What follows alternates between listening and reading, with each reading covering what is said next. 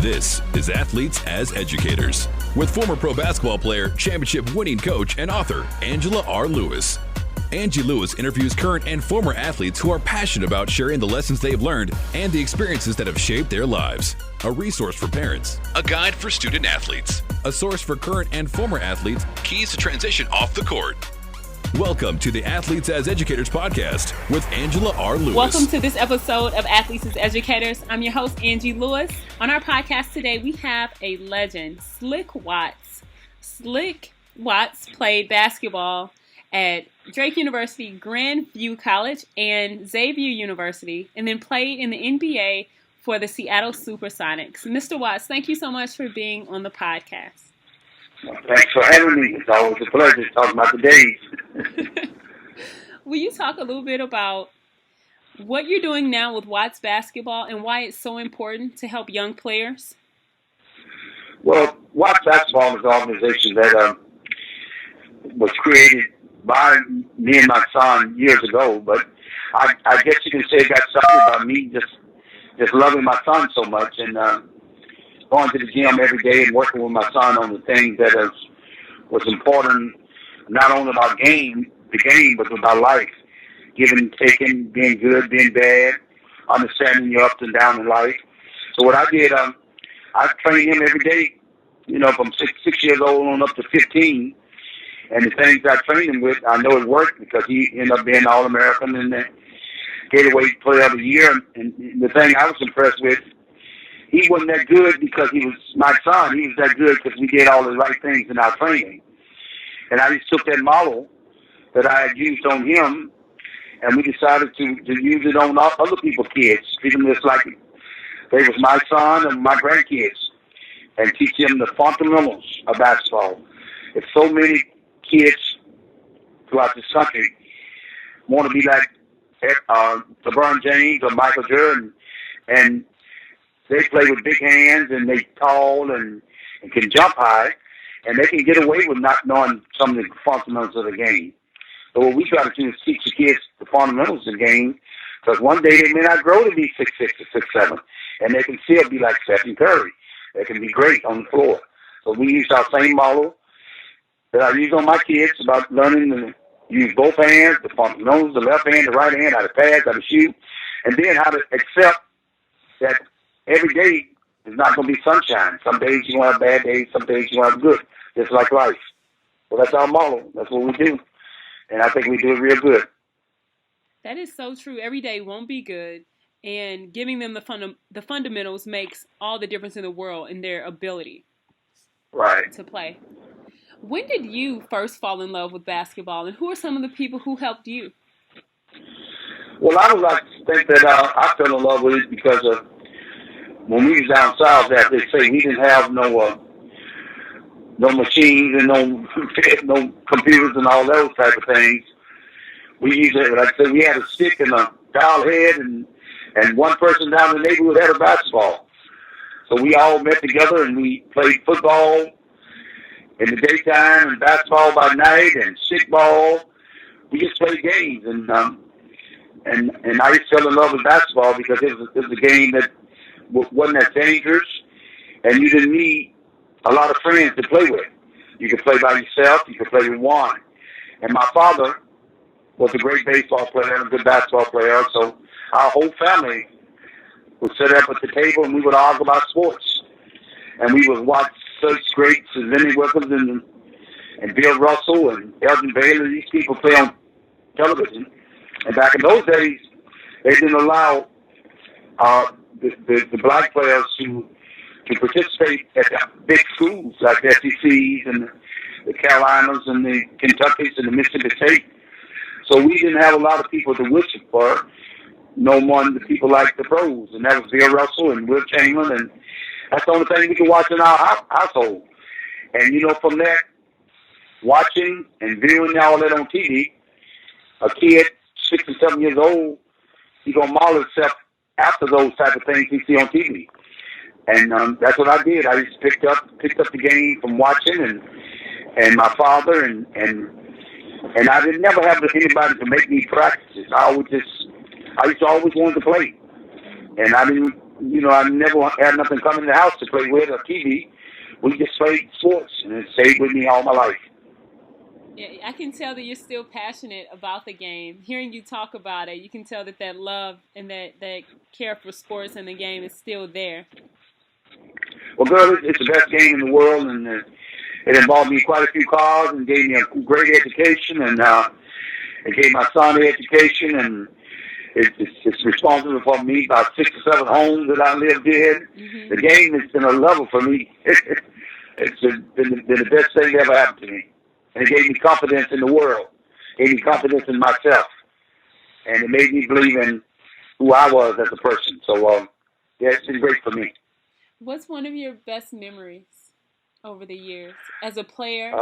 And then... Well, that's pretty hard. And I guess the best memory as a player, a professional player, would be beating the Detroit Pistons and getting our first round of the playoffs. We down 8 points with 30 seconds to go, and I make all the baskets to win the game. So that was a great memory for me personally. But I would guess the greatest memory of all is just being able to make the NBA. Yeah. Mr. Watts, hold on. You were. Listen, we have to go back for a second here. We moved too fast past this. You were down 8 with 30 seconds to go. Yeah, 34 seconds ago, we was down 8 points.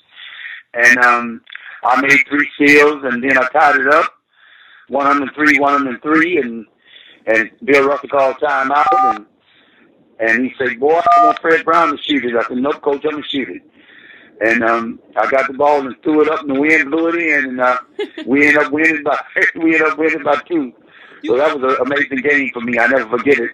And they made a song out of that game. And the name of that song was "Slick is His Name, Let Him Play His Game." I got the record now at home because Slick is his name, let him play his game.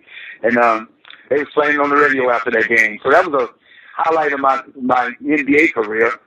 But like I said, the highlight was just being able to be one of the chosen ones to be a part of the NBA after a young kid, not getting drafted and walking on and getting me a uniform and not only getting me a uniform, but making an impact for a few years. Mm-hmm. I led the league in steals and assists, and I was proud of that. And I made All-Pro. I was proud of that. I asked for a little money, then they traded me, but I was proud. I was proud of what I've done from being from a small town in Mississippi. Absolutely, that is close to Mount Bayou. Yes, my family. For our listeners out there, my family's from Mount Bayou, Mississippi, and Mr. Watts is from Mississippi as well. And so about might 15 be miles away. Who knows? 15 miles away? Yeah, about 15 miles down the road. Maybe not that far either.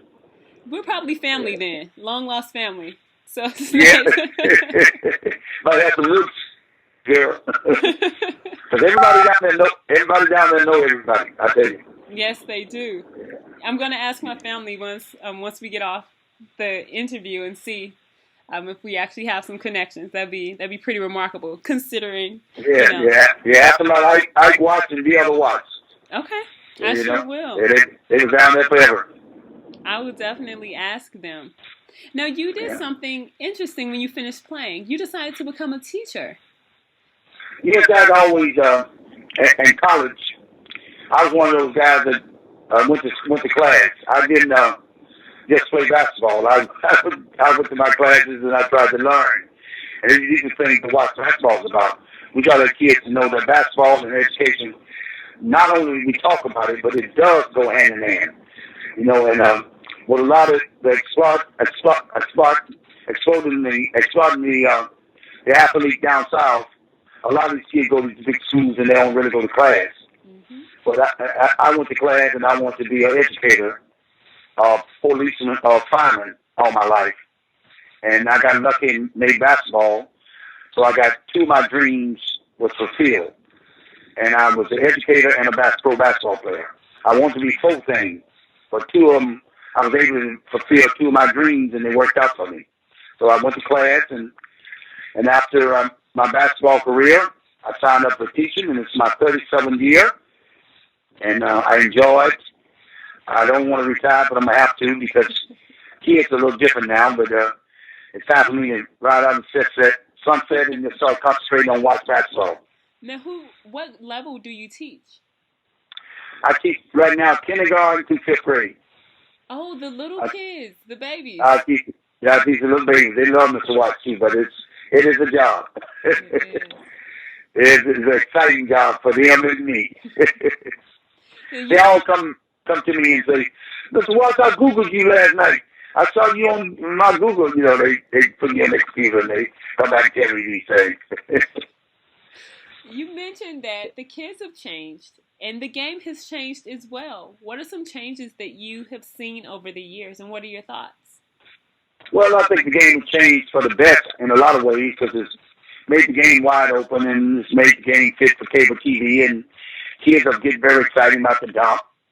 And I think when we played, we didn't appreciate people dunking on us. We thought it was a sign of showboating and embarrassment that somebody dunk on you. But now they got so it's a highlight film, and it's something that everybody appreciates. Even the opposing players sometimes say, "Oh man, you got dunked on. What a nice dunk he dunked on you." You know, so it's one thing that highlights the game. But like I said, when we played more for survival, living. We didn't have guaranteed contracts. So we did not applaud people coming in embarrassing us. We wanted to try to keep our job.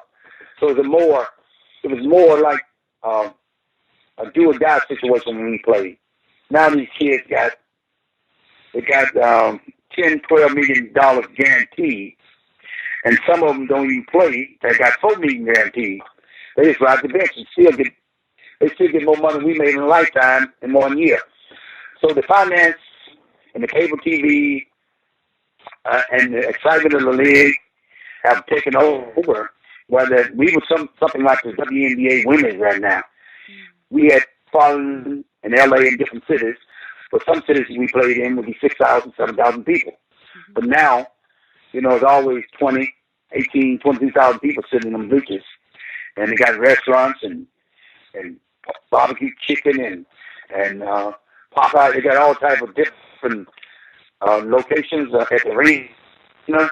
And when we played, we just had hot dogs. So it's quite a different. You know, they'd have made a big entertainment show out of it. So it has really changed, but it's for the best. You mentioned that that the entertainment factor of the actual game time experience has really shifted the game as well, and you're absolutely right. What's some advice that you have for young kids who may be like you were and say that I tell all the kids to stay focused, believe in yourself, work hard, don't look at the bright lights, look at their own abilities.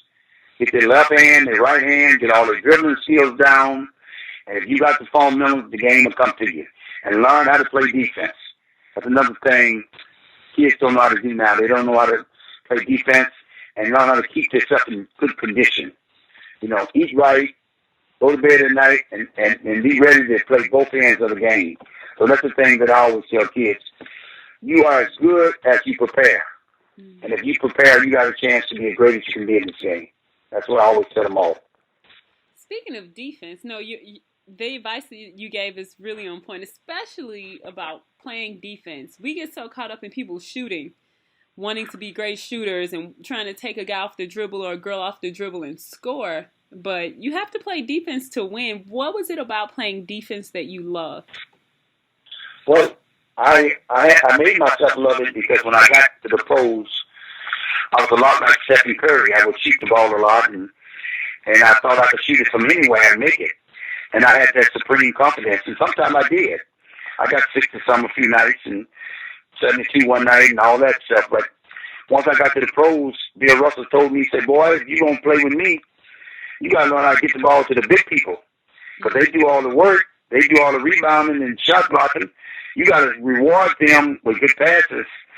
So I learned to pass and to learn to run the offense. And then I found out that I wouldn't get no baskets for myself. So I learned how to play defense. I learned how to play passing lanes. I learned how to really read my opponent every night before I played him. And I learned how to pick me up 7 or 8 steals and give me 12 points every night. And if I can give me 7 or 8 steals and 12 points every night, if I can put 12 or 13 points on my sets and 8 assists and 7 steals and 7 rebounds. Oh, man, that was a hell of a game. So I started looking at it that way. I taught myself how to play better defense so I could score. That is awesome. Defense as a strategy to score more points. I'm going to tell some kids that this weekend because that's not often we talk about defense for team's sake, but not defense as a strategy to score more buckets. That's really smart, Mr. Watts. I played hard. I say if I can read my opponent's weakness and watch his eyes and know I can get me 6 or 7 free layups, you know, and my coach won't be mad when you got shooting in because it's a layup. Exactly. No coach get mad with about a layup. Especially when you knock them down. That's right. So that's my philosophy. I say, hey, I got to get in the scoring bracket some type of way, so I hustle and play defense. And then I loved it, and I just got in shape, and I was prepared for it every time I got on the court. That's really good. I like that a lot. Let's talk a little bit about your son and going through that college recruiting process. You know, there are a lot of kids now that you work with and have worked with who are going through the process. What was the process like for you all? Well, the process was exciting, number one. Number two, you know, like I said, you sitting at home and watching all these elite schools play. And you go to the mailbox and you got letters from all these schools that you get to watch on nation TV and from these coaches saying they really want your kid. And some of them real personal. They call you and get on the phone and talk to you and say, you know, saw your son play. I still want him. You should make a difference in our program. And they all know what to say, and they all know how to shake it up to you real good. So it was very exciting. But, you know, my thing that I tell all the kids, even though that is exciting, but what's most exciting if your kid is getting schoolwork, and you know he can accept all these offers, any school he wants to, not because he's prepared fundamental basketball-wise, but he's also prepared educational-wise. Mm-hmm. And if your kid got them books, and you made that good SAT scores, what a good situation to be in. And to know that you're getting ready to save, you know, $100,000 to $200,000 or $300,000 of your own money because your kid got a free ride to University of Washington, UCLA, or Arizona, or Texas, Vanderbilt, Mississippi State, Ole Miss, all the places that you dream that you could never even walk in.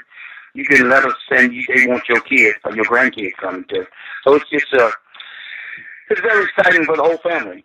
And now that my son is out and it's complete, I'm happy to get that stress off me. But I got a grandboy. He's 11. He thinks he's taking care of it. So the stress is on again. You mentioned a really important point that is often not talked about. You said that it's exciting for the whole family. And the college recruiting process impacts the entire family.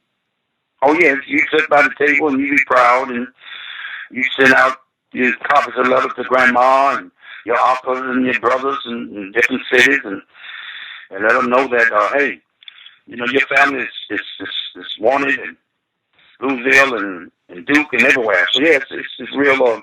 It's a real mind-blowing experience for the whole family. Mm-hmm. How can families best make the decision on where to go and help their student athletes make decisions? I can imagine that while it's exciting, it's rather overwhelming. Well, you never make the right decision or wrong decision. You close your eyes and you try to be selfish a little bit. You say, I want him to go where I can see him play. And that's the first decision you always look at. And if you're close to your kid, you always want him to go where you can see him play. You don't want him to go on the East Coast if you live in Seattle, unless he gets over 5 this year. So you try to keep him close to you. That's what I did at University of Washington. But Arizona was a good idea, but I knew I never missed a game in his life. And I'm so happy that I chose University of Washington because I wouldn't have no money in my pension now if he chose to go out east. I would have been broke, following him around. Because every city he went to, I used to be in the hotel on Thursday waiting on him. Waiting on their double header game on Pac-10, Pac-12. So, yeah, it's something that is exciting for the whole family. It's expensive, but it's fun. And especially with a person like me who loved the game and been a supporter of my kid all his life. It was hard for me to know he was playing a game and I wasn't there. I'm sure. Yeah, that's definitely a blessing that he had you there at all the games Yeah, and yeah. had that type of support. Yeah, everyone. It was stressful though. Because some nights it was a game of life. Some nights he wasn't hot, and some nights he was. And the nights he wasn't hot, we had to go back and sit in the hotel and mop around and talk about it and tell him what he did wrong and go through his little stress. And then the next game you respond with 28 to 30, then it's just like life. You back on the good foot and everything is bubbling again. You mentioned when we talked the other day that basketball is really similar to life and that basketball is unique from other sports because of the way that it relates to life. Will you talk about that? Yeah, well, like I said the other day, it's one of those things that you got to be ready for the ups and downs of life, and you got to be ready for the ups and downs of the game. And life gives you that same roller coaster. You turn on the radio and you see about people passed, people died, people sick, people with cancer, and then you look around the next door, people are happy, people are celebrating, and that's the way it is with basketball. You got to take the good with the bad, the misses with the make. And like I said, one night you can be playing, Duke or UCLA take you out, and then you going down to Arizona and next stop and win 4 straight games, and then you riding the high, and the next day you riding low, and you got to find a place to stay equal, keep your mind temperate, and not let it take you up and down so much. And that's what basketball can teach you. And I teach my grandbaby now. You play to win, but when you win or lose, try to keep the same poker face. Try to respect your opponent in victory or defeat, because tomorrow is another day, and that's where life is. You got to thank God for your day that you got, because that's all you got is a day. And when you win a basketball game, you won that game today. You got to play tomorrow, and you got to wait till tomorrow over before you can celebrate. And that's the same thing with life. You got to just appreciate every day, and understand that you're a lucky person because you're part of God's life today. And it's hard for people to see that, but it's in philosophy. It's just that I always say, all you got is today, and the day is the most important day of your life. And that's the same thing I tell them when we play hoop. Shoot that shot like it's your last shot, because you know what? That is your last shot until you shoot again. But I tell the kids, don't mess with a shot. You know how kids get back and they shoot half-court shots and throw it over the backboard and just mess around in the gym. Mm-hmm. I said, no, don't play that way with basketball. Always try to make your last shot. That's my philosophy. Always try to make your last shot. I don't like to see kids in the gym just fooling around. I said, hey, every shot is your last shot, and treat it like that. So that's one thing I think the way Stephen Curry lives. Yes, he does. You can tell every shot he shoots, he think he's gonna make it because he say, hey, that's my last shot. Until I shoot the next one. And that's what I love to see him play. You can tell when he misses, his delivery is the same way. When he make it, his delivery is the same way. And you can tell he practices every shot like it's his last shot. He sure does. One of the things that Steph Curry does is put in a tremendous amount of work. I mean, that's right. It's impossible. Every shot is last shot. Yeah. I mean, it's really impossible to be that good and not have put in twice as much work as what we see come game time. Yeah, repetition. That's it. Do it the same way, whether somebody in your face or not. Just leaving your same release, same repetition, same work you done. And like he said the other day, he was 9 for 34. They said, you ain't shooting well. He said, I'm still shooting the same way. Yeah, that's the perfect response. Because he knows eventually they're going to fall. Yeah, that's right. So he said, when they don't fall, I'm still shooting the same way. And that's what you got to do. Shoot the same way every shot, like it's your last shot. Absolutely. Mr. Watts, what is some advice that you have for players who are transitioning from playing professionally or transitioning from college? A lot of players struggle. What's some advice that you have for them? Well, go to bed at night, number one. Number two, Stay out of those bars.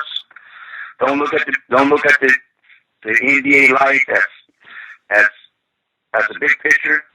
Find a place where you can go to the gym after practice. Do a lot of one-on-one. Find a friend and sit on the bench with you. And y'all, after practice, play a lot of one-on-one. Because the NBA is a game of one-on-one. And I don't care how good a person is or how bad a person is, all the stars are mostly selfish. And they're selfish because they can play one-on-one. And if you play a lot of one-on-one, you can beat your man and get to the basket, and then you can become a great assist player, like my boy from the Thunder, Westbrook. Yep. Westbrook is a prime example. He goes all out. He looks like he's selfish, but he can play one-on-one. And you have to help on him. If you don't help on him, he's going to dunk on you. And when you help on him, you get them triple-doubles. You know, you get them assists and scoring. And that's the key. You got to play a lot of one-on-one, and you got to develop your own personal skills. And if you can do that, you have that transition, and you're stepping in the pros. They be calling you Stephen Curry, Kobe, and Mike, because you can always take your man off the dribble, and that's something that there ain't a lot of team basketball in it. But I ain't never saw a Hall of Famer who couldn't. All the Hall of Famers, they always selfish with their basketball. That's true. What about when people finish playing basketball and move on to their next phase in their life? Was two things I always tell kids and grown-ups: be ready to reinvent yourself. Be ready to reinvent another person, like I had to do. I had to reinvent myself to a school teacher. I had to remember that I can't fly everywhere I wanted to do like I used to. I had to change the way I see life, and I'm glad I did, because it slowed me down too, made me a better person.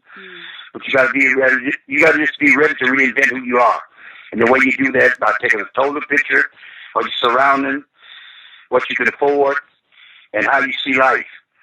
And that's, you know, I tried to find me a job that I would have the same months off that I had when I played the NBA. And God blessed me, and I did. That's when I became a school teacher. I still got June, July, and August, and September off. And I was able to keep living like I want to live, just a little less expensive. I don't spend as much, but I live the same way. And I tell people, be ready to reinvent who you are when you get to playing pro ball. And enjoy who you are. Because life goes on. And I look at Will Chamberlain. He scored 100 points, but he's gone home to glory now. And we all gonna go that way. So you got to find a place and enjoy your life and enjoy who you are. Mr. Watts, thank you so much for all of your wisdom on the podcast today. I've really enjoyed interviewing you. If someone wants to learn more about you, wants to learn about Watts basketball, how can they get in contact with you? You can Google Slick Watts, and you'll find everything on me if you Google Slick Watts. Or either you can go www.wattsbasketball.com. We got a nice website also. It is. But like I said, if you forget that, just remember, Google. As I tell the kids with a dog, don't forget to Google me. If you Google me, I come up. And thankfully, I come up after Donald Trump. if you Google Donald Trump come up first. So, but anyway, if you Google me, I come up and they'll give you all the information on me. Or you can go with www.wattsbasketball.com. Thank you so much, Mr. Watts. Well, thank you, homegirl, and we got to find out about our Mississippi roots. Yes, I'm sure we're connected. Cousin. Okay, then I'm gonna call my mama, and I'm gonna put on the job so she find out what's happening. I got your number. I'm gonna call you back and see. Perfect. Thank you. Okay. Take care. Okay, girl. Be care.